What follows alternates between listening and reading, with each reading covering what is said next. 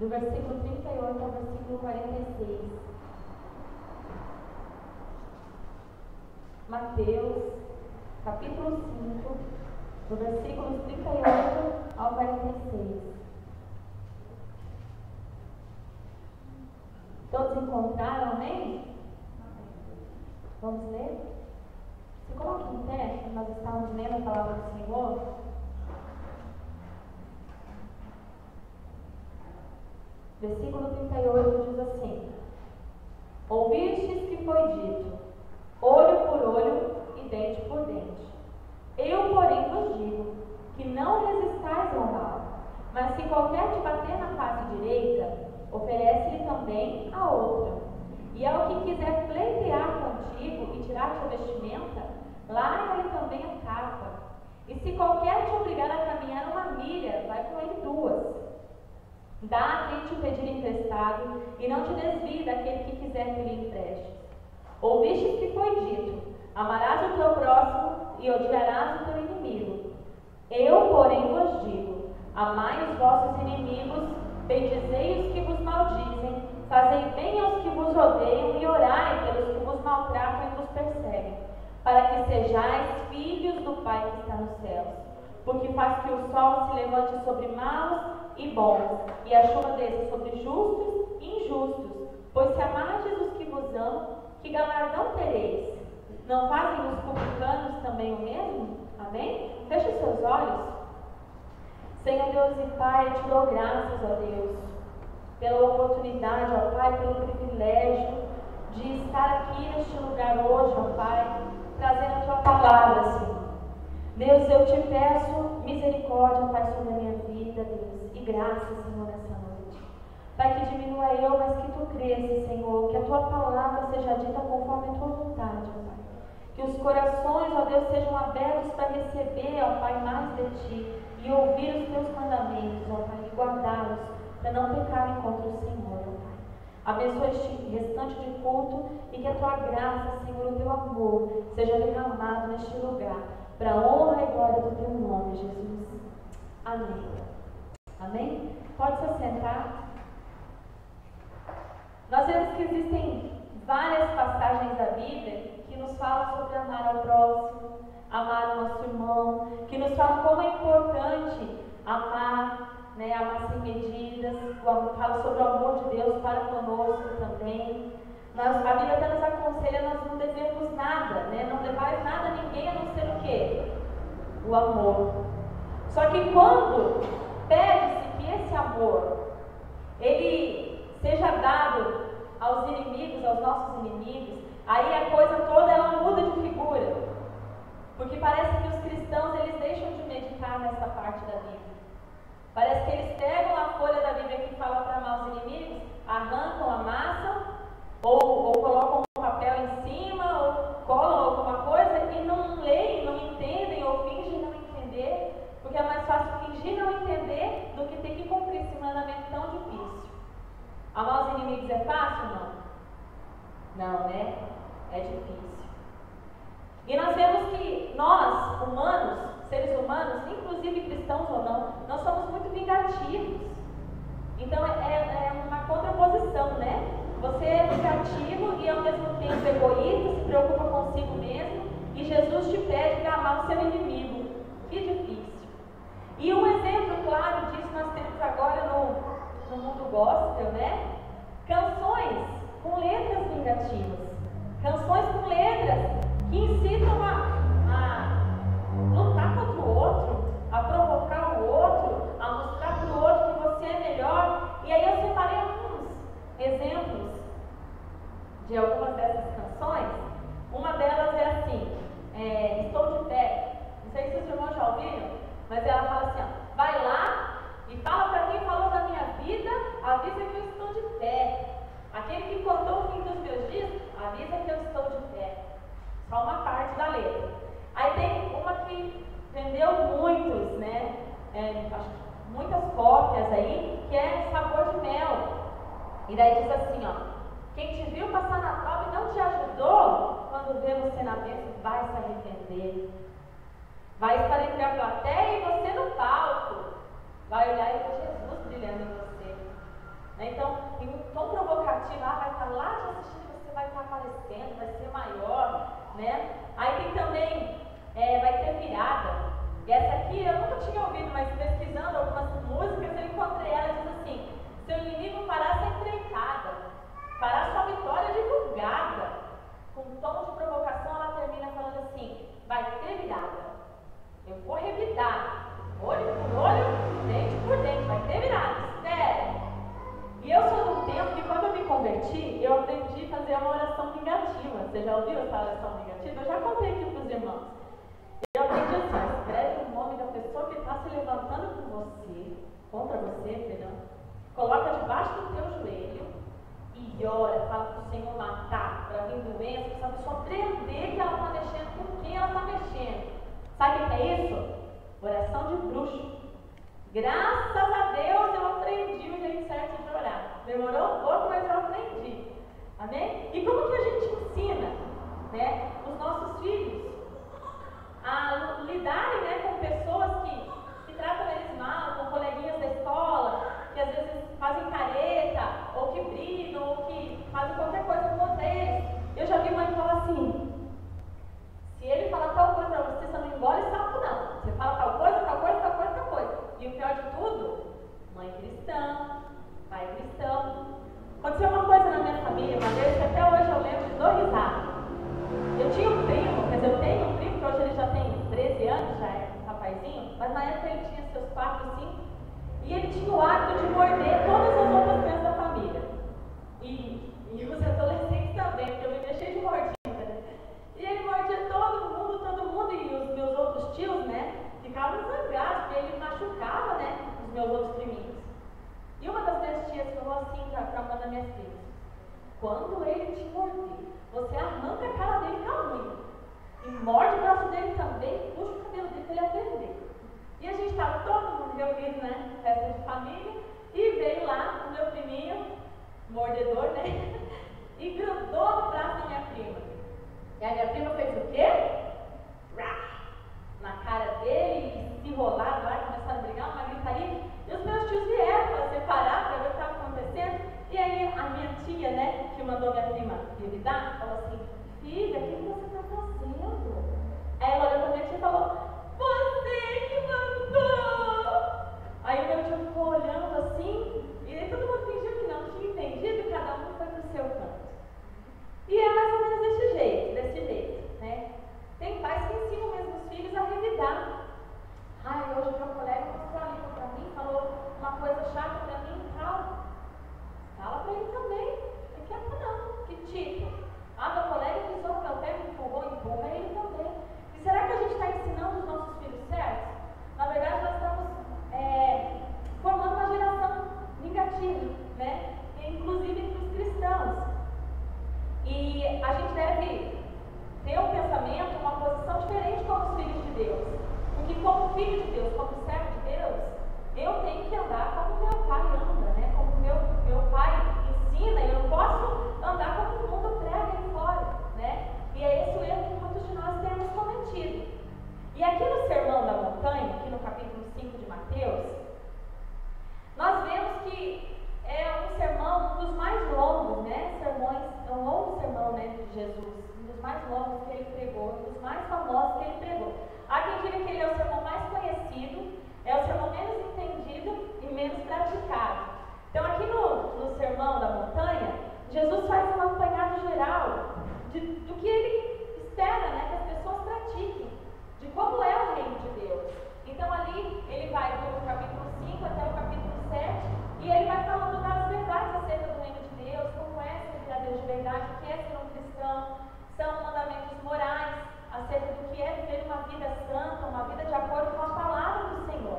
Então ele faz uma explanação da verdadeira natureza do reino de Deus ali, um resumo disso. E ele fala com o povo, é a primeira vez que ele se apresenta para a multidão, que ele fala para a multidão. Ele passou um tempo ali no capítulo 4, você vai ver que teve o jejum, né, e a tentação de Jesus. Então ele passa esse período no deserto, e ele volta, e ele prega o Sermão da Montanha, falando aí os mandamentos acerca do reino de Deus. E aí ali, no versículo 38 mais precisamente, ele faz uma alusão à vida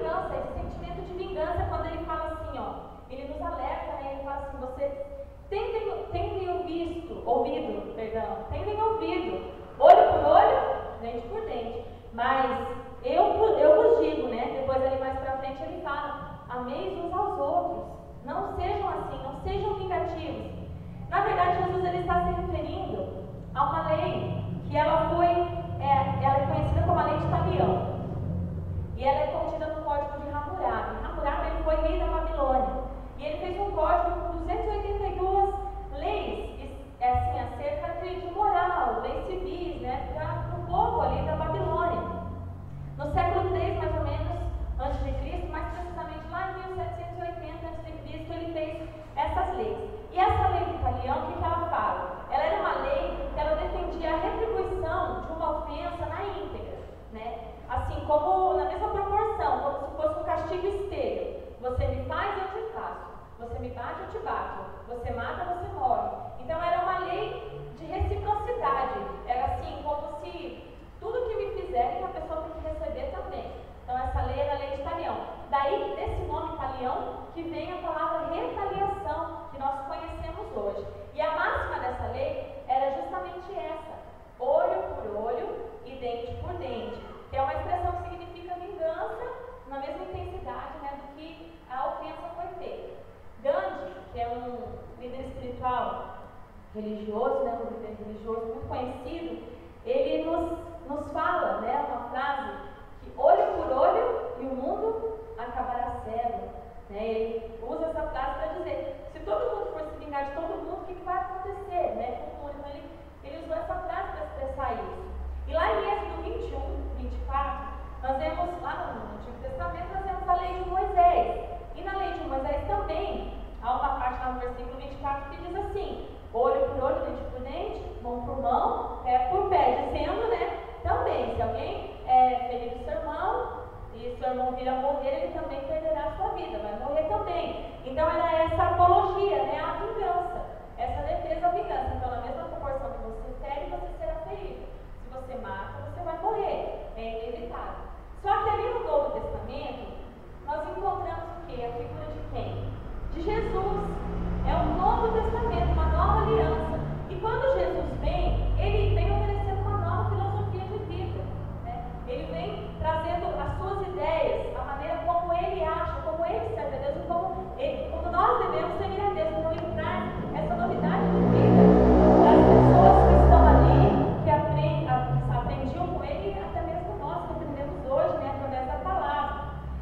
E aí eu pergunto hoje aqui: se nós dizemos que somos cristãos e nós não conseguimos amar o nosso irmão, e é uma coisa que eu fiquei pensando muito, né, ontem e hoje, nós não conseguimos amar o nosso irmão. Então, que tipo de cristão nós somos? Que cristianismo é esse que nós temos pregado, que nós propagamos? Porque eu já ouvi pessoas falando que preferem ir para o inferno. Eu prefiro ir para o inferno do que perdoar fulano. Ou aquela famosa palavra, né? Tudo bem, eu perdoo, mas lá e eu cá. Quantas vezes eu já pensei assim, já falei assim, e isso hoje ficou ali, batendo ali, martelando na minha cabeça. E aí eu não entendo como que alguém que não consegue amar a Deus, amar o irmão que vê, vai conseguir amar a Deus que não vê. E é um cristianismo falso, um cristianismo errôneo. Não é isso que Jesus ensinou. Eu não sei o que você aprendeu, né, na tua vida, mas não é isso que Cristo ensina, né? O revide, esse tipo de coisa, não é. Daí você às vezes se pergunta, e eu duvido, quem nunca se questionou sobre isso? Meu Deus, mas amar quem me provoca, quem me traz injúria, quem me incomoda, quem fala de mim, quem quer o meu mal, quem já fez tanto mal para mim, para minha família, para os meus filhos. Amar, como que eu vou conseguir amar quem me persegue?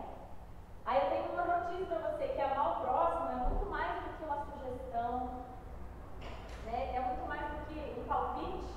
Amar ao próximo, ao inimigo mais precisamente, é um mandamento. E quem sabe você que me ouve aqui está com esse questionamento dentro de você. Eu não entendo. Por que eu tenho que amar o meu inimigo? Amar quem me ama, tudo bem, a pessoa está me fazendo bem para mim, mas como que eu vou amar quem me faz mal? Como que eu não consegui? Eu nem consigo, nem que eu queira eu consigo. E o próprio Jesus, ele nos deixou de exemplo, né? Quando ele lavou os pés dos discípulos. A até mesmo de Judas, que ele sabia que ia traí-lo.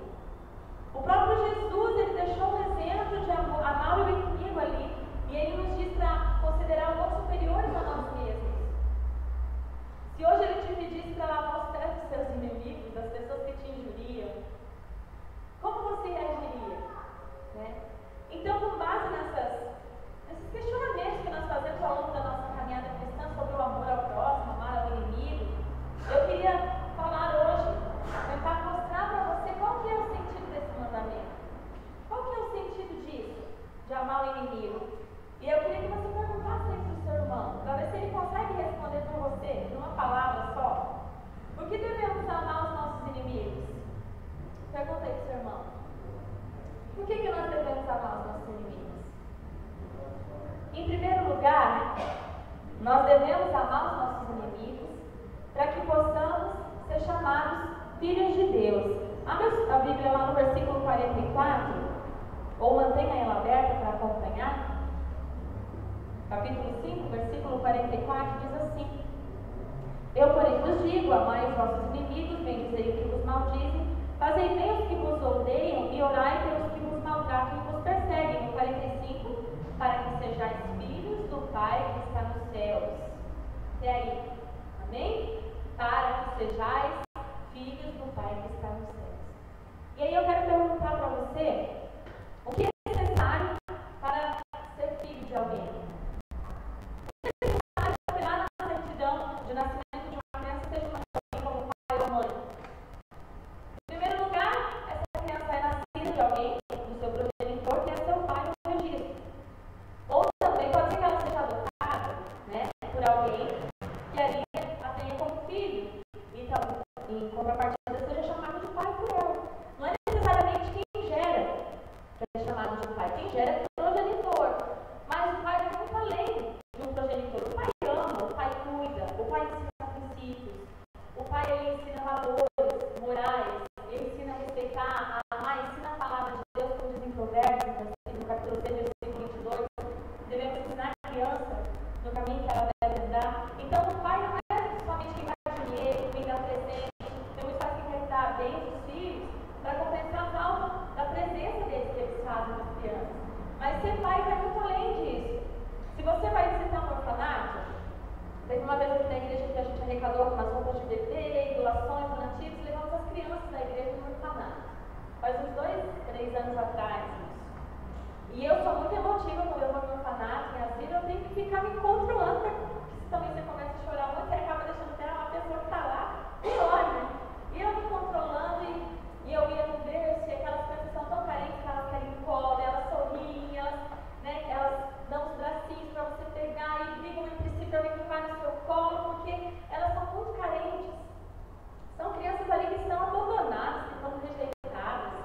Tem crianças ali que foram abandonadas porque nasceram sem algum membro, alguma parte do corpo, o pai e a mãe rejeitaram, outras por causa de drogas, álcool, enfim, várias coisas, prostituição, e acabaram ali ficando em situação de negligência e foram levados para aquele orfanato, estão ali desamparados, abandonados, e você vê no olhar daquelas crianças como elas precisam de algo, como elas querem, assim, insistentemente que você dê um pouquinho de atenção para elas, porque elas precisam muito daquilo ali. E se nós formos ver o índice de crianças adotadas, bebezinhos recém-nascidos, até um ano de idade, ele é muito maior do que as crianças ali a partir dos 2, 3 anos de idade, que já entendem alguma coisa. E quem dirá as crianças mais velhas, né? Ali com 7, 8, 12 anos, que quase não tem número de adoções nessa faixa etária de crianças maiores. Sabe por quê? Eu penso que seja porque essas crianças já vêm com princípios, às vezes, distorcidos, manias, costumes. E aí quando a pessoa vai adotar, ela fala, eu prefiro pegar um bebezinho, porque eu educo do meu jeito. Depois você pega uma criança grande, e ela vem toda distorcida, toda errada, toda problemática, e daí para você criar, depois só vai te dar trabalho, só vai te dar problema. Eu quero que você abra comigo lá em 1 João 3. 1 João 3, versículo 10 e 11.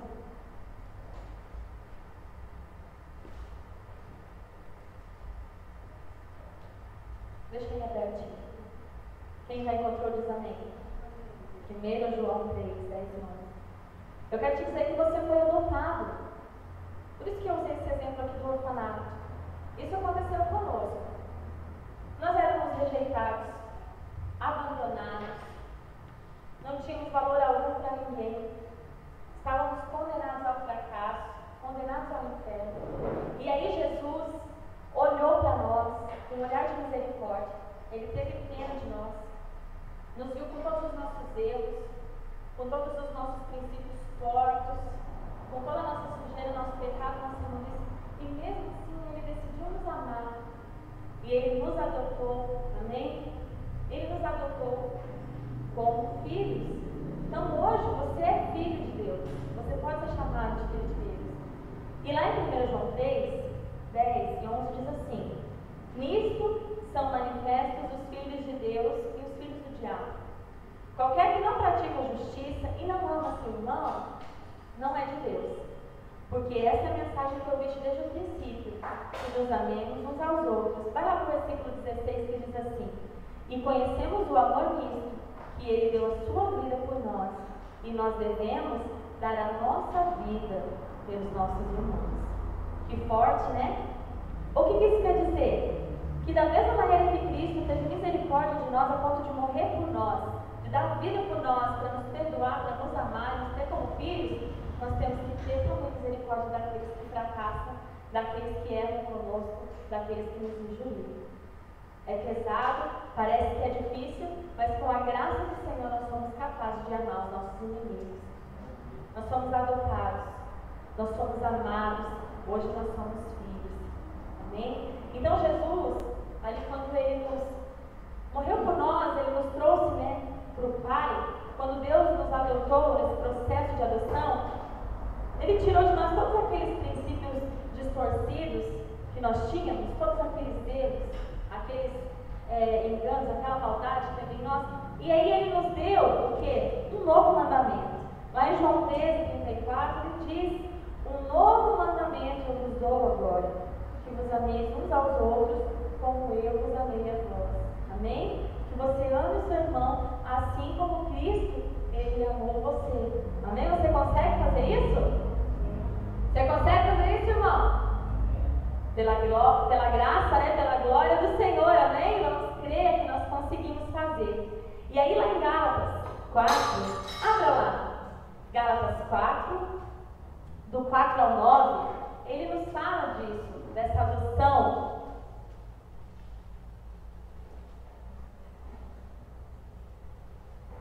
Gálatas 4, do 4 ao 9 diz assim: mas vindo a plenitude dos tempos, Deus enviou o seu Filho, nascido de mulher, nascido sob a lei, para remir os que estavam debaixo da lei, a fim de recebermos a adoção de filhos.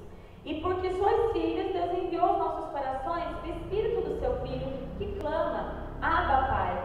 Assim que já não é mais servo, algumas versões diz escravo, mas filho. E se és filho, és também herdeiro de Deus por Cristo. Mas quando não conhecias a Deus, servias aos que por natureza não são deuses. Mas agora, conhecendo a Deus, ou antes sendo conhecidos de Deus, como tornais outra vez a esses rudimentos fracos e pobres, aos quais de novo quereis servir? Amém? Então ele faz um questionamento. Então, se você uma vez conheceu Deus, como que você pode querer andar da maneira que os deuses estranhos ensinam, que o mundo aí fora ensina? O que o mundo ensina? Odiar, retribuir na mesma moeda, Mas o Senhor, Ele nos dá um novo mandamento, que é amar uns aos outros. Aqui fala que nós somos herdeiros agora, porque fomos adotados também com Cristo, fomos herdeiros. Tem gente que é igual o filho pródigo, só quer saber da herança mesmo do Pai, só quer saber da bênção, só quer saber da vida eterna, mas ali andar em retidão, amar o próximo, cumprir mesmo o que o Senhor manda, cumprir os mandamentos ali da maneira correta. Ninguém quer a parte mais complicada, todo mundo quer saber da bênção, da herança. E aí, olhando para essa passagem, sabe o que eu lembro?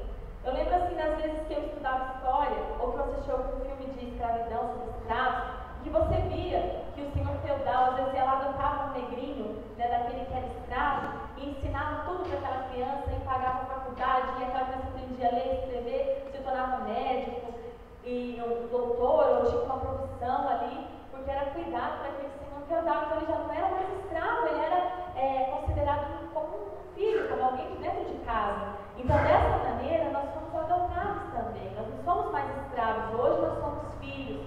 Comemos a mesa com o nosso Pai. Somos herdeiros. Amém? Do reino do Senhor. Você crê nisso? Então, glória a Deus. E aqui o mais lindo é que diz que nós podemos clamar, né? Abba, Pai.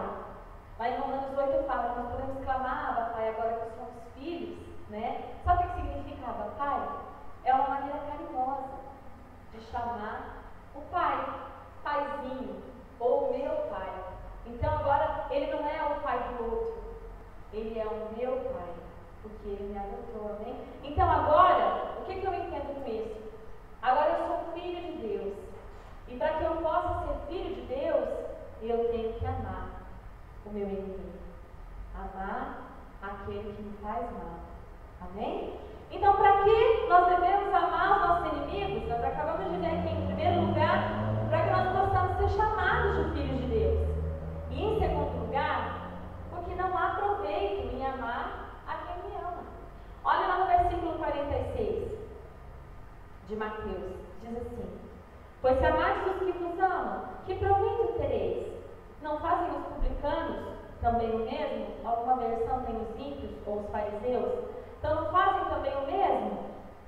Então que proveito que você tem em amar? Nenhum proveito você tem em amar quem te ama. Sabe por quê? Porque você amar ali o teu marido, você amar os teus filhos, você amar a tua família, os teus amigos, as pessoas que te fazem bem, isso daí é uma inclinação natural do homem. É uma coisa natural. Agora o amor aqui que Jesus pede é um amor extraordinário. É um amor que está além do ordinário, além do comum. É uma coisa extraordinária, que não são todas as pessoas que conseguem praticar, mas que todas devem buscar até ser dia perfeito, até chegar à perfeição de conseguir amar o seu inimigo, o seu próximo. Aí como eu disse aqui, não há proveito nenhum em amar quem me ama. Agora eu posso citar alguns proveitos que você tem de amar o seu inimigo. Eu queria que você voltasse lá em 1 João comigo, capítulo 3. 1 João capítulo 3. Só que agora os versículos 14 ao 17. E você vai encontrar aqui os proveitos de amar os seus inimigos. Preste bastante atenção nessa palavra e guarde no seu coração, amém? E diz assim, ó: nós sabemos que passamos da morte para a vida porque amamos os irmãos. Quem não ama o seu irmão permanece na morte. Qualquer que aborrece o seu irmão é homicida. E vós sabeis que nenhum homicida tem permanente nele a vida eterna. Conhecemos o amor nisto, que ele deu a vida por nós e nós devemos dar a vida pelos irmãos. E o 17 diz assim: quem pois tiver bens do mundo e vendo o seu irmão necessitado lhe cerrar o coração, como estará nele o amor de Deus? Amém? Se você vê seu inimigo passando dificuldade, você vai vibrar com isso? Uma vez eu ouvi o pastor falando, até onde o pastor Isaac até citou aqui, ele falou assim: eu orei por causa que tinha uns jovens lá incomodando na frente da igreja, e eu orei para Deus matar todos que estavam incomodando. E aí quando aquele homem falou aquilo lá no púlpito, eu falei: meu Deus, que Cristo é o Cristo desse homem, porque não é o Cristo que eu conheço, né? A gente vibrar quando o outro está indo mal, aprender a mexer comigo, porque eu sou mulher de Deus. Eu vou na igreja, eu oro, eu estou lá, ou eu sou religioso, né? Depende. Então nós vibramos muitas vezes, mas aqui diz que como vai estar o amor de Deus numa pessoa que vê o outro necessitado, independente de ser amigo ou inimigo, e daí cerra ali o coração e não ajuda? Como que o amor de Deus vai ser encontrado numa pessoa dessa maneira? Amém? Então voltemos lá aos proveitos de amarmos os nossos inimigos. Aqui nós encontramos aqui em 1 João 3, e diz assim, ó: passa da morte para a vida, é um proveito. Você diz assim, aqui diz, né, que aquele que não ama permanece na morte, mas quem ama passa da morte para a vida. Nós vemos tantas pessoas aí mortas por dentro, né, como diz a palavra, como sepulcros caiados por fora, tão bonitinho, pelinha engravada, sainha, vidrinha debaixo do braço, mas por dentro estão mortos. Sabe por quê? Porque tem mágoas, porque tem rancor, porque guardam tristeza, porque guardam palavras que foram ditas lá atrás, e guardam rancor e ali alimentam aquele ódio por alguém que fez mal em algum momento da sua vida. Estão mortas, não frutificam mais para Deus, não se relacionam mais com Deus, nem com as pessoas. São pessoas que estão mortas ali. Agora, se você conseguir aprender a amar os seus inimigos, você passa da morte para a vida. Amém? Permanece em ti a vida eterna. Sabe quando fala permanece nele a vida eterna? Porque tem uma grande diferença em você ter ter a vida eterna e você permanecer com a vida eterna. Imagine que você ganha um bilhete para você ir a uma apresentação em um teatro muito chique, ou em um cinema, ou a uma apresentação do Cirque du Soleil, vamos colocar assim, que é muito, né, sofisticado, muito caro, todo mundo queria ir num espetáculo daquele. Então imagine que você ganha um ingresso para ir num lugar assim. Você ganhou esse ingresso, é seu, você tem ele, você pode entrar. Porém, você perde esse ingresso. Perdeu? Como você vai entrar? A vida eterna é mais ou menos dessa maneira. Você tem a vida eterna porque Jesus morreu, você aceitou Jesus, você teve a vida eterna, Ele te deu isso. Mas no passar do nosso dia de cristão, a gente pode também perder a nossa vida eterna. E uma ótima maneira de você perder a vida eterna é odiando o seu inimigo, odiando o seu irmão. Então, se você quer que a vida eterna permaneça em você, ame o seu inimigo, amém? Ame aquele que te persegue. Outra coisa, outro proveito que a gente encontra aqui, tem nele o amor de Deus. Quem não ama não conhece a Deus, vocês sabem, né? Porque Deus é amor. Então, quem ama o inimigo tem nele o amor de Deus. E outro que eu encontrei, não está aqui em 1 João, mas era o perdão, porque a gente tem uma passagem na Bíblia que fala, nós temos ouvido isso, que aquele que não perdoa também não será perdoado. Então, da maneira que se você não perdoar o seu irmão, você também não será perdoado. E nós temos lá em Mateus 18, do 23 ao 25, a história do credor incompassivo. Os irmãos já devem ter ouvido, devem se lembrar dessa história. Um senhor, um dos seus empregados lá, tinha uma dívida com ele, ele foi cobrar a dívida daquele homem. Era 10.000 talentos que aquele homem devia. E chegou para ele e falou assim: me pague o que você me deve. Ou eu vou te colocar na cadeia, você vai ser açoitado lá, até você me pagar o último centavo. Então me paga o que você me deve. E aquele homem se prostrou, se humilhou diante daquele senhor e falou: por favor, me perdoe essa dívida que eu vou pagar, não me coloque na prisão. Faça isso. E o Senhor se moveu a gente uma compaixão com aquele homem e perdoou. Ele disse: não, tudo bem, eu perdoo a dívida. Você não precisa mais me pagar, você não vai ser lançado na prisão. Mas aconteceu que aquele homem que foi perdoado, saindo dali, um dos seus conservos, diz a palavra do Senhor, que devia para ele 100 dinheiros. Chegou ali e ele falou: olha, me paga o que você me deve. E aquele falou: Senhor, eu não tenho como pagar. Me paga o que você me deve agora, senão você vai sofrer as consequências. Por favor, eu não tenho como pagar. Ela mandou que prendesse aquele homem e colocasse ele na prisão para ser açoitado e ficar preso lá até pagar o último centavo. Alguns dos conservos, né, que estavam ali perto e viram o que aconteceu, foram correndo lá para o Senhor, que tinha perdoado a dívida daquele primeiro homem, e contaram para ele o que tinha acontecido. Aí sabe o que ele falou? Ele falou assim: como que você teve coragem? Eu te perdoei tamanho dívida, e você, por um pouco, né, que o outro te devia, você não me perdoou, então agora você vai ser lançado na prisão e vai ter que me pagar pelo último centavo, vai ser açoitado lá, até me pagar o último centavo que você me deve. Sabe o que eu quero te dizer com essa história? Que a nossa dívida era muito maior do que o outro tem conosco. Sabe por quê? Porque você merecia um inferno, você merecia a morte. Era isso que tinha sobrado para você. O teu futuro era ser lançado lá e sofrer pelo pecado, pelo erro, pelo pecado de Adão, pela semente do pecado que está no teu coração, pelo desejo, pela inclinação da tua carne de sempre estar pecando, de estar pensando no pecado, de estar fazendo o que é errado. Por causa de tudo isso, o nosso futuro era estar lá, no inferno. A nossa dívida era muito maior. E agora nós fomos perdoados. Deus agiu de misericórdia para conosco. E nós não conseguimos agir de misericórdia para o nosso irmão que nos magoou, que nos entristeceu, que nos feriu. E nós não conseguimos perdoar. Nem sabe o que eu te digo? Da mesma maneira que você foi perdoado, da mesma maneira que Deus conseguiu te amar e reconciliou-se contigo quando você ainda era inimigo dele, diz a palavra, que Ele nos amou quando éramos inimigos dele. Da mesma maneira, ame os seus inimigos. Ame aquele que te maltrata, aquele que causou algum dano à tua vida. Busque em Deus a capacidade para perdoar e para amar. Porque é isso, meu irmão. Não sei o que você tem ouvido sobre amor, mas isso daí é que é amor. É amar aquele lá que te fez mal. Então, a maior proveito em amar o seu inimigo do que amar quem te ama, de acordo com a palavra de Deus. Amém? Então, por que nós devemos amar nossos inimigos? Em primeiro lugar, para que nós sejamos chamados filhos de Deus.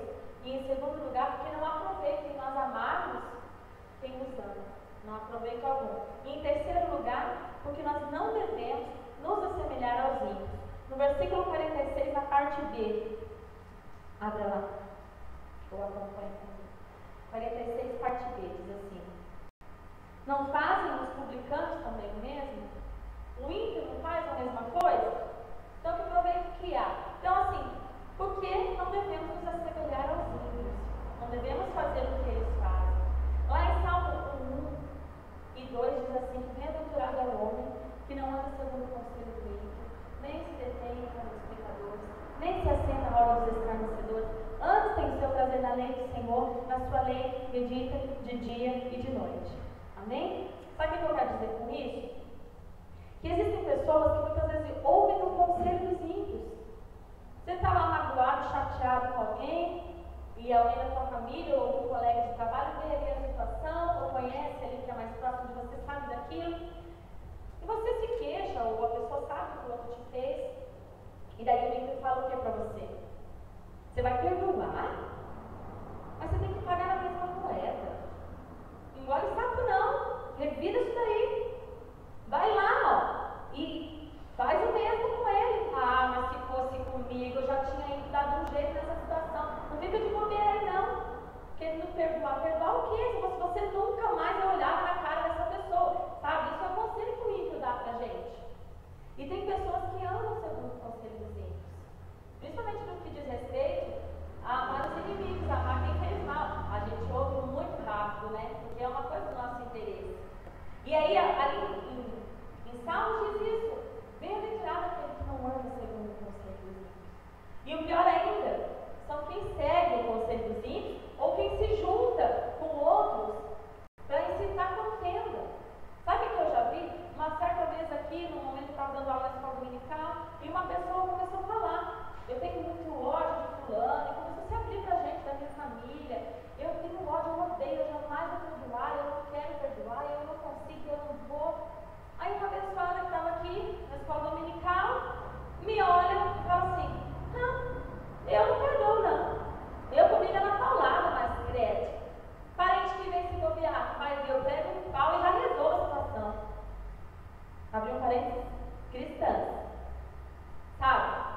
Aí eu fiquei pensando nisso, como que pode? Ao invés de apaziguar, bem-aventurados os pacificadores, tá? Apaziguar situações de briga, de contenda, a pessoa vai lá e fica incitando mais. Você viu o líder lá, o que fez, o que falou? Ah, comigo também. Meu Deus do céu, que Deus castigue. Que Deus vai mostrar, que Deus vai fazer. Gente, isso é incitar contenda, isso é pecado, isso é demoníaco. Não vamos deixar isso entrar no nosso coração, não vamos deixar isso entrar na nossa mente, na nossa vida, deixar isso nos subjugar, em nome de Jesus. Você, quando você vê um ímpio falando que está magoado, que está chateado, a tua vida tem que ser um exemplo. Você tem que falar para aquela pessoa: não, olha, eu também, eu tinha muita mágoa de fulano, e Deus me deu graça, eu consegui perdoar. Não adianta você pagar o mal com o mal, tem que pagar o mal com o bem. Se a pessoa te fez mal, faça o bem para ela. Você tem que aconselhar as pessoas positivamente. Não dar conselhos aí incitando contenda, não fazendo a coisa ficar pior, né? Pior do que já é. Sabe, agora esses dias, na semana passada, eu estava com pensamento, e hoje Deus falou muito comigo sobre isso. Eu estava pensando assim: é melhor a gente às vezes ficar longe da pessoa que está fazendo a gente se entristecer, pecar, você fica longe, do que você ficar perto e ficar pecando, ficar chateado. Aí sabe o que Deus falou comigo? Eu até comentei com o Isaac. Se você prefere ficar longe do que perto para não pecar, é porque você não perdoou. Se você prefere ficar longe do que perto, é porque você não quer cumprir o mandamento de amar seu inimigo e nem quer exercitar isso. É porque não houve perdão. É porque a mágoa está ali, você precisa perdoar para que você seja chamado filho de Deus. Para que você encontre proveito nisso. Amém? Então não tem essa, você lá e eu aqui, eu te perdoo, tudo bem. Se é lá e eu aqui, é porque não houve perdão. É hipocrisia. É hipocrisia. Não vamos ser hipócritas. A igreja, irmãos, nós temos que atrair pela diferença.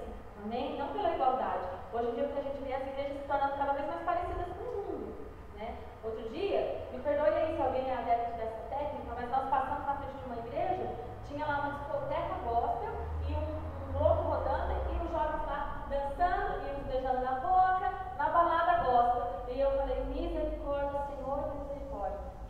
não tem que atrair pela igualdade. Ah, não, mas ó, a gente tem que, né, fazer umas coisinhas assim para atrair os jovens, né? Se for para atrair os jovens, que seja pelo Evangelho, que eles venham por amor a Cristo. Quando Jesus chamou os discípulos, ele ofereceu o quê? Como o pastor pregou, ele ofereceu a morte. Olha, o que eu tenho que oferecer para vocês é a cruz, a perseguição. É isso, nós não precisamos nos fazer iguais ao mundo para atrair as pessoas. Nós temos que atrair justamente pela diferença. E certa vez nós fomos visitar uma irmã que era de outra igreja e pediu para nós visitarmos ela porque ela tinha pegado a carta lá de transferência com o pastor e ela queria uma visita porque ela queria vir para a nossa igreja. Já tem anos atrás isso. E nós chegando lá, conversando com essa irmã, ela começou a contar um pouco. A gente já viu que ela era bem doentinha, né? Pelo jeito que ela falava. E conversando aqui, conversando de lá no mesmo lote dela, viu outras duas casas. E a mulher de trás passou pela porta. E ela disse, sabe essa daí? Sabe o que aconteceu? Outro dia, não sei o que houve lá, e ela se entendeu com a mulher. E ela disse, sabe o que eu fiz? Pera lá, catei meu rodinho e fui lá. E falei assim, ela vai ver que eu faço a diferença. E foi lá pro rodinho. E daí eu falei, nossa, até depois a gente chegou em casa, a gente já riu. Falei, meu Deus, eu tenho que rir de uma coisa dessa. Que diferença mesmo que faz, né? Fez a diferença mesmo na vida daquela mulher, porque nunca mais ela vai querer ser cristã na vida. Ela vai ficar pensando, meu Deus, eu vou ser cristã desse jeito, resolvendo tudo na paulada ali, né? E o que a gente viu ali no começo, ali, ó. E não resistais ao mal, ali no versículo 39, sabe o que é não resistais ao mal, não resistir ao mal? É você não querer revidar na hora, o outro fala com você já vai pra cima e quer brigar, não resista ao mal. Abaixa a tua cabeça. Se for possível, você não fala nada, não fale. A palavra diz que a Bíblia diz que a palavra branda desvia o furor. Já aconteceu com você de alguém querer brigar, e você não fala nada, ou falar calma com a pessoa sair dali todo desconcertado? Porque a Bíblia está certa, a palavra branda desvia o furor. Então não se envolva em questões loucas, né, como dizem Tito, em brigas, sem valor algum, que não vão te trazer nada ali de aproveitamento, de benefício. Não faça isso, sabe? Não se envolva em briga com aquele que te falou de você, que fez para você, que te perseguiu, que te fez dano. Ah, não vai tirar satisfações, vai orar. Senhor, me dê forças para amar essa pessoa. Senhor, ilumina a minha vida, meu caminho, me mostre o que eu tenho que fazer. E Senhor, ilumina a vida dessa pessoa para que ela veja o que ela está fazendo e ela age de maneira diferente. Para que ela conheça o Senhor e ela age de maneira diferente. Ilumina, Senhor, o caminho, o coração dessa pessoa. Faça, Senhor, com que ela te conheça e mude de vida. Quem ora assim pelos inimigos? Na maioria das vezes as pessoas oram para que o inimigo morra, para que tenha doença. E quando fica sabendo que aconteceu alguma coisa na família, na vida do inimigo lá, vibra, né? Gosta. Sabe o que acontece? Nós não devemos nos esquecer contra quem nós estamos lutando. Porque a nossa luta não é contra a carne, nem contra o sangue, nem contra os nossos inimigos. A nossa luta é contra principados, potestades, toda a obra do mal. É contra o inimigo que você luta. Ele usa as pessoas muitas vezes para te tirar ali do prumo, te tirar ali do caminho certo. Mas você não deve lutar contra a pessoa com um rodinho na mão. Não com arma carnal. É arma espiritual. É o capacete da salvação, a espada do Espírito, a couraça da justiça, as sandálias da preparação do Evangelho da Paz. É dessa maneira que nós devemos lutar. Se a nossa luta é espiritual, logo as nossas armas devem ser espirituais também, não carnais. Então não fique batendo boca, brigando, dando paulada em um e outro aí não, entrando em contenda, em conflito com os outros. Amém? Em nome de Jesus, não faça isso. E agora, para encerrar aqui essa parte, eu queria te perguntar: como que o ímpio age com quem ama ele? Com quem o ama? Como que o ímpio age? Ele dá presente, ele trata bem, ele vai na casa, ele janta, ele visita, ele sai para passear, ele telefona, ele lembra do aniversário, ele abraça, ele beija, manda telegrama. Assim que o ímpio age com quem o ama. E como que você age com quem te ama? Você também não liga, você não vai na casa, não almoça no domingo, não abraça, não beija, não dá presente de aniversário, de Natal, de Ano Novo, não vai lá dar uma ligadinha para ver como a pessoa está, não se preocupa quando a pessoa está doente? Da mesma maneira o ímpio. Agora vamos ver aqui, como que o ímpio age agora com seus inimigos? Pense aí. Ele revida, ele maquina o mal, ele entra em contenda, ele torce para que o inimigo vá mal, ele briga, ele discute, ele fala mal para manchar a imagem daquele que ele tem como inimigo. É dessa maneira que tu age. E agora você, como que você age com os seus inimigos? Aí é um ponto crítico. Pense bem como você tem agido com os seus inimigos para ver se você não está se semelhando com os ímpios. Como eu tenho agido com os meus inimigos? Eu tenho revidado, eu tenho manchado a imagem, eu tenho falado mal de você, também tenho falado mal, tenho me afastado, tenho odiado cada dia mais, alimentado cada dia mais o ódio do meu coração. Se você age assim, meu irmão, eu sinto em te falar que você está se assemelhando com o ímpio, está se assemelhando com os ímpios. E a palavra diz que bem-aventurado aquele que não anda segundo o conselho dos ímpios. E nós devemos amar os nossos inimigos, porque nós somos diferentes dos ímpios. Porque nós não somos semelhantes a eles, nós somos diferentes. Amém? E aí eu quero citar um exemplo pessoal meu. Para nós, nossos inimigos, é preciso perdoar também, né? Um puxa o outro. Para mim, para eu amar, eu preciso perdoar antes. Aprender a perdoar. E perdoar não acontece da noite pro dia. Você não vai sair daqui porque ouviu essa palavra e vai sair daqui perdoando todo mundo, porque não é assim que acontece, sabe? O perdão ele é um exercício. Ele acontece aos poucos. Quando você vai começar a correr na esteira, no primeiro dia que você vai, você corre 1 minuto, no outro dia você corre 5 minutos, passa um mês, você está correndo 8, 2 meses 10, até você correr 1 hora, leva meses. Até o teu condicionamento físico ficar bom para correr mais de 1 hora, que seja. E o perdão é da mesma maneira. Sabe, dá o primeiro passo para perdoar. O que eu vou fazer? A pessoa puxou assim comigo. Opa, é o primeiro passo. Eu não estou com o meu coração totalmente aberto para aquela pessoa. Mas é um passo que eu estou dando para aprender a perdoá-la. Eu tenho a chance de falar com aquela pessoa. Muitas vezes eu fico cortando o caminho. Mas eu tenho a chance de ver aquela pessoa e de conversar com ela. Um passo a mais para eu exercitar o perdão. Sabe, o perdão é um exercício, é aos poucos, é devagar. O nosso coração vai se abrindo, sabe? Eu vou orar, Senhor, me ajude a amar aquela pessoa. O Senhor, Ele vai mover as situações para que você se reconcilie. A palavra nos diz que o homem que teme ao Senhor, o Senhor reconcilia com Ele. Deixa em paz com Ele até mesmo aqueles que são seus inimigos, diz a palavra do Senhor em Provérbios. Amém? Então é um exercício. E certa feita, há uns 10 anos atrás, uma vez, ocorreu uma circunstância na minha vida que eu posso dizer que ela marcou a minha vida para sempre. E eu magoei uma pessoa, muito mesmo. Magoei e prejudiquei uma pessoa. E com o passar do tempo aquilo martelava na minha cabeça, mas eu sempre colocando ali uma pedra em cima, fingindo que não estava acontecendo nada. E aquela pessoa já magoada comigo, ela também me ofendeu. Falou algumas coisas que não devia e acabou me ofendendo também, porque também já estava magoado com o que eu tinha feito. E claro que o inimigo ele nos acusa, né? Como que você vai pregar sobre perdão se você está magoado, né? Você não consegue perdoar? Como que você vai pregar palavras se você não anda de acordo com a palavra? E eu colocava aquilo diante de Deus, mas muito de vez em quando, porque eu fingia que aquilo não existia. E um dia eu estava na internet e aquela pessoa entrou. E nem era, na verdade assim, eu entrei, uma outra pessoa da minha família entrou, e aquela pessoa amiga dessa pessoa da família pediu, né? Se eu estava por ali, pediu para falar comigo. Na hora deu vontade era de falar assim. Mas aí eu falei, não, deixa que eu vou falar. E eu falei com aquela pessoa e ela falou, olha, eu queria pedir perdão por aquela vez, sabe, que você me perdoasse. E eu fiquei tão envergonhada, porque na verdade quem tinha que dar o primeiro passo era eu. E aquela pessoa me pediu perdão. Na verdade eu falei, não, tudo bem, me perdoe também, só que não tinha saído lá do fundo, sabe? Quando não é aquela coisa genuína, que você ainda fica desconfiado da pessoa, você não confia plenamente, não é o perdão 100%, assim, de todo o seu coração. Só que aquilo abriu a minha mente. Eu comecei a orar ao Senhor assim, em prol daquilo. E 3 anos depois, eu tive o privilégio de falar com essa pessoa pessoalmente. Olha quanto tempo demorou. Que ela nem mora aqui, mora em outro lugar. E eu tive a oportunidade de falar com essa pessoa pessoalmente. Ela falou, eu quero te encontrar. E ela é uma pessoa muito amorosa, sabe? Muito de Deus mesmo. Assim. Eu vejo Deus na vida dela.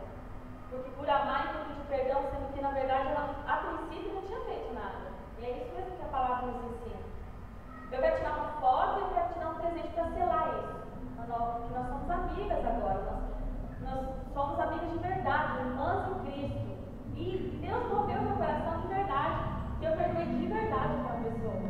E eu dei um presente para ela enviou um presente para mim até pelo correio. E nós nos perdoamos ali. E hoje eu posso dizer assim, no fundo do meu coração, eu perdoei aquela pessoa é minha amiga hoje. Mas sabe assim, quando vai acontecendo aos poucos, devagar? Só que nesse inteirinho aí, nesse daí de voltar a ser amigo, de perdoar, uma amiga dessa pessoa falou assim para ela, uma pessoa que há 15 anos é cristã e que tem carta na igreja, é líder da igreja, falou assim: você vai se rebaixar para ela fazendo isso, tirando foto, dando presentinho, indo pedir perdão, você está se rebaixando para ela, isso é ridículo. E ela ligou para mim e me contou o que essa pessoa tinha falado. Falou: olha só como o diabo age para impedir a nossa reconciliação. E aí eu penso assim, quantas pessoas assim dentro das igrejas, há 15, 20 anos ali convertidas, dizem que conhecem a Cristo, dizem que são cristãos, e ao invés de pacificarem as situações, elas ainda querem prejudicar mais, para aí não dar certo, para aí não acontecer, para aí não haver a reconciliação e o perdão. E ainda ela disse assim para essa pessoa: para mim, você é uma idiota de fazer isso. E ela me falou. E aí aconteceu que nós oramos juntas, nós nos perdoamos ali, né, oramos uma pela outra, e Deus fez a obra nas nossas vidas. E eu posso dizer que era minha inimiga mesmo, porque quando você faz tudo para prejudicar a pessoa faz tudo para te prejudicar, é um inimigo. Mas Deus, Ele pacificou, Ele reconciliou comigo, com minha inimiga, hoje ela é minha amiga de verdade, da honra e glória do Senhor, amém? O Senhor, Ele pode fazer isso na sua vida, Ele pode transformar essas situações. E sabe o que eu quero te dizer? Que o teu amor por Deus é exatamente o tamanho do amor que você tem pelo teu inimigo. E amar os nossos inimigos é o que nos torna semelhantes a Cristo. Sabe, eu penso que quando Jesus ele estava pregando ali o sermão da montanha, falando sobre essa parte do perdão, do olho por olho, do dente por dente, da vingança, aquela palavra que ele falava nesse sermão, ele arrancava um pedaço do ego humano. Porque o que nos impede de perdoar e de amar nossos inimigos é o nosso orgulho e o nosso ego. E isso tem que cair por terra em nome de Jesus. E é pela graça, não é? Não é de nós mesmos, a gente não consegue sair daqui e pronto, perdoei. É pela graça, você deve buscar isso de Deus. Amém? Então por que nós devemos amar os nossos inimigos, meus irmãos? Para que possamos ser chamados filhos de Deus, que devemos andar como nosso Pai, devemos ser semelhantes ao nosso Pai. Temos um legado do nosso Pai para levar. Amém? Em segundo lugar, porque não aproveitem amar quem me ama. Em terceiro lugar, porque nós não devemos ser semelhantes aos ímpios, mas nós devemos ser diferença, fazer a diferença de maneira correta, amém? Ser diferentes, mostrar o amor de Cristo através das nossas vidas, através das nossas atitudes. E daí, só para fechar aqui, essa semana agora é a ceia domingo. É a palavra do Senhor diz lá em 1 Coríntios 11, versículo 28, 29 e 30. Fala assim: examine-se homem a si mesmo, assim como a do pão e a do cálice. Se nós julgássemos a nós mesmos, não seríamos julgados. E por causa disso, ainda nós muitos fracos e doentes, não somos os que dormem. Sabe por que as igrejas estão cada vez mais mortas? Sabe por que cada vez mais a gente que ministra louvor, ou que prega a palavra, ou que está aqui à frente, cada vez mais se torna mais difícil você mover as pessoas a adorarem a Deus, porque as pessoas estão cada vez mortas, dormindo espiritualmente, por falta de perdão, por falta de examinar a si mesmo, por falta de pedir perdão, de perdoar. Inclusive a Deus, em primeiro lugar a Deus, até a Deus a gente esquece de pedir perdão. E também por julgar o erro do outro e não julgar nós mesmos. Por isso que tem tanta gente dormindo espiritualmente. Por isso que tem tanto cadáver dentro das igrejas. Então é hora de perdoar. Mas se coloque em pé. Vamos orar? E agora eu quero que você ore por aquele que não te ama. Eu quero que você ore por aquele que você é distância, que era longe. Para que o Espírito Santo de Deus ele mova o teu coração. Ou quem sabe alguém que nem é tanto assim, que só te magoou, mas mesmo assim é necessário perdoar. Sabe por quê? Porque estamos juntando aquela raiz no nosso coração. Quando a gente vê, já é uma árvore grandona e já virou inimizade mesmo. Então vamos cortar o mal pela raiz. Vamos começar a orar agora. Pense naquela pessoa que está lá, que te injuria, que você não aguenta olhar. É esse daí que Deus está mandando você amar hoje. É esse daí que Deus está falando: olha, você é meu filho mesmo? Você realmente é cristão? Então ame os seus inimigos. Senão você não passa de um religioso que vem a todos os cultos, com a Bíblia debaixo do braço, conhece a palavra, mas não consegue amar. Amém? Vamos amar uns aos outros, porque o amor é dom de Deus, porque aquele que não ama não conhece a Deus, porque Deus é amor. Ó Deus e Pai, em nome de Jesus, eu estou grata, Senhor, pela Tua palavra, Deus. Deus, em nome de Jesus, eu te peço pelos meus irmãos que estão aqui e te peço pela minha vida, Senhor. Deus, como é difícil nós amarmos aquele que nos faz mal, aquele que nos persegue, aquele que nos maltrata, que nos injuria, aquele que nós queremos ver qualquer pessoa na nossa frente, menos aquela pessoa, Senhor. Deus, visita, Deus. Visita o íntimo dos meus irmãos agora. Deus, começa a colocar o Teu Santo Espírito, Deus, para gerar, Senhor, o amor incondicional. Sabe o amor que não exige nada? Condição nenhuma. Esse amor incondicional que foi o mesmo amor que Deus teve por nós quando mandou Jesus morrer na cruz. Que o Teu Espírito Santo, Senhor, comece a gerar esse amor incondicional sem exigir nada do outro, mas amar simplesmente porque o Senhor nos amou primeiro. Nos amar porque esse é o legado que o Senhor deixou para nós levarmos, ó Pai, como seus filhos, ó Pai, levarmos o amor. Lá em Coríntios, Senhor, a Tua palavra fala que existe um caminho excelente, que ainda que falemos a língua dos anjos, dos homens, se não tivermos amor, nada seremos. Ainda que conhecemos todos os mistérios e toda a ciência, que demos o nosso corpo para ser queimado, se não tivermos amor, nada seremos, ó Deus. O amor tudo suporta, tudo crê, tudo espera, Senhor.